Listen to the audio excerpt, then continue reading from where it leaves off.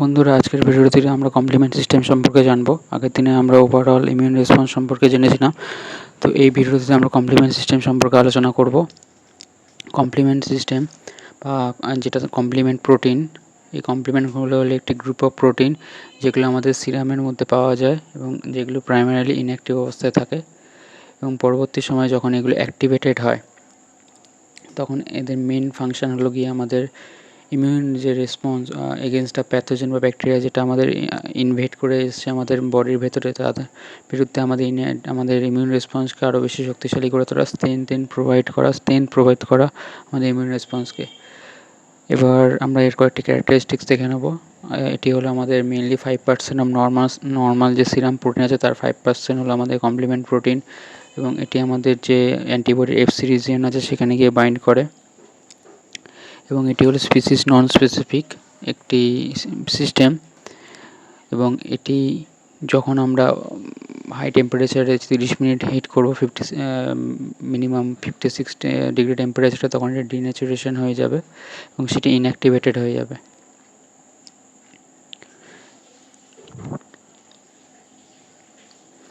এবার আমরা এই কমপ্লিমেন্ট সিস্টেমের কী কী পার্ট আছে সেগুলো আমরা দেখে নেব। কমপ্লিমেন্ট সিস্টেমের মেইনলি 3টে পার্ট আমরা দেখতে পাই। 1 নম্বর হলো কমপ্লিমেন্ট কম্পোনেন্টস, 2 নম্বর হলো প্রপার্টিন সিস্টেম এবং 3 নম্বর হলো রেগুলেটরি প্রোটিন।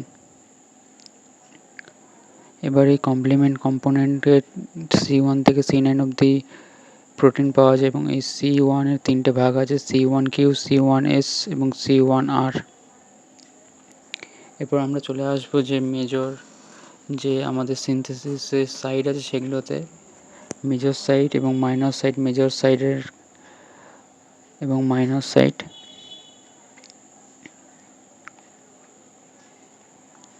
মেজর সাইটের ক্ষেত্রে লিভার একটি মেজর সাইট এবং মাইনর সাইটে blood monocyte, tissue macrophage, epithelial cells of GIT মানে গ্যাস্ট্রোইন্টেস্টিনাল ট্র্যাক্ট এবং আমাদের ইউরিনোট্র্যাক্টসের মধ্যেও এই কমপ্লিমেন্ট সিস্টেমের কিছু মাইনর সাইট পাওয়া যায় সিনথেসিসের। এবার আমরা চলে আসবো কমপ্লিমেন্ট প্রোটিন যেগুলো প্রাইমারিলি ইনঅ্যাক্টিভ অবস্থায় থাকে। এবার এগুলো অ্যাক্টিভেটেড কী করে হচ্ছে সেটা আমরা দেখে নেব। কমপ্লিমেন্ট প্রোটিনগুলি প্রাইমারিলি ইনঅ্যাক্টিভেট অবস্থায় থাকে এবং যখন এরা অ্যাক্টিভেটেড হয় তখন এগুলো দুটো সেগমেন্টে ভাগ হয়, একটা লার্জার ফ্র্যাগমেন্টে, একটা হলো স্মলার ফ্র্যাগমেন্টে। লার্জার ফ্র্যাগমেন্ট যেটা আছে সেটাকে আমরা স্মল বি দিয়ে ডিনোট করি এবং স্মলার ফ্র্যাগমেন্টকে এ দিয়ে আমরা ডিনোট করি।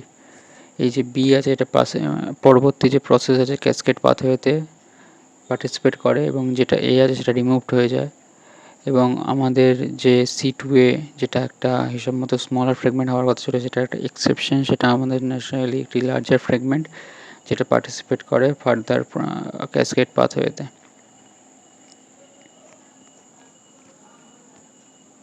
তো C2A হলো একটি এক্সেপশন, যেটা আমরা দেখে নেব। কমপ্লিমেন্ট পাথওয়েটা সাধারণত 3টে ভাগে ভাগ করা যায়। হলো ক্লাসিক্যাল পাথওয়ে, 2 নম্বর হলো অল্টারনেট পাথওয়ে আর 3 নম্বর হলো lectin pathway. Classical pathway, alternative pathway আর লেকটিন পাথওয়ে, এই 3টে পাথওয়ে দিয়ে আমাদের মেনলি কমপ্লিমেন্ট সিস্টেমটা চালু হয়।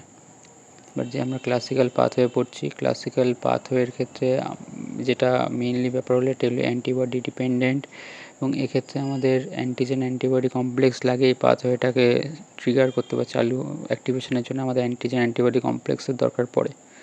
অল্টারনেটিভ পাথওয়েতে আমাদের অ্যান্টিবডির দরকার নেই, এটা হলো একটি অ্যান্টিবডি ইন্ডিপেন্ডেন্ট পাথওয়ে এবং এটি ট্রিগার হয় ডাইরেক্টলি অ্যান্টিজেন দ্বারা।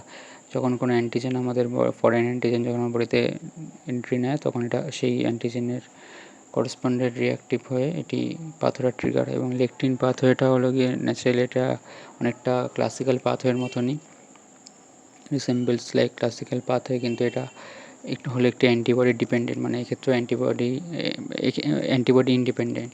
ক্লাসিক্যাল পাথওয়েটা আমরা দেখেছিলাম অ্যান্টিবডি ডিপেন্ডেন্ট, কিন্তু এটা হলো অ্যান্টিবডি ইন্ডিপেন্ডেন্ট, কিন্তু এটা বেসিক্যালি এই পাথওয়েটা অনেকটাই ক্লাসিক্যাল পাথওয়ের মতো।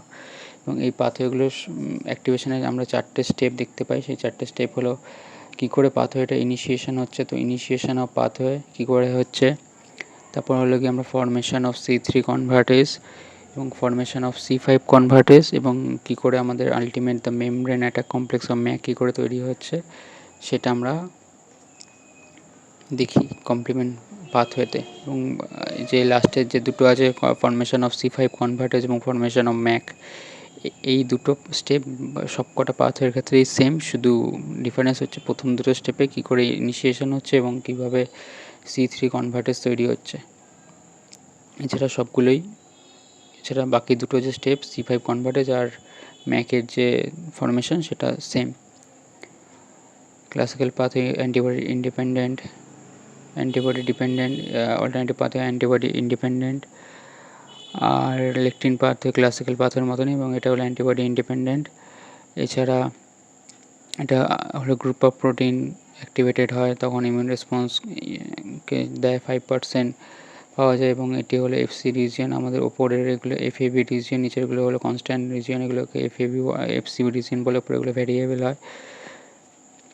প্রপার্টিং সিস্টেম, রেগুলেটরি প্রোটিন সিস্টেম এবং কমপ্লিমেন্ট কম্পোনেন্ট এবং এর 3টি পার্ট এবং 30খানা সিরাম প্রোটিন পাওয়া যায় আমাদের কমপ্লিমেন্ট সিস্টেমের মধ্যে।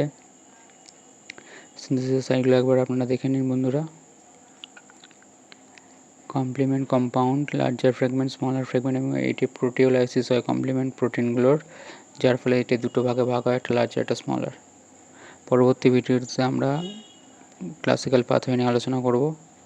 Thank you.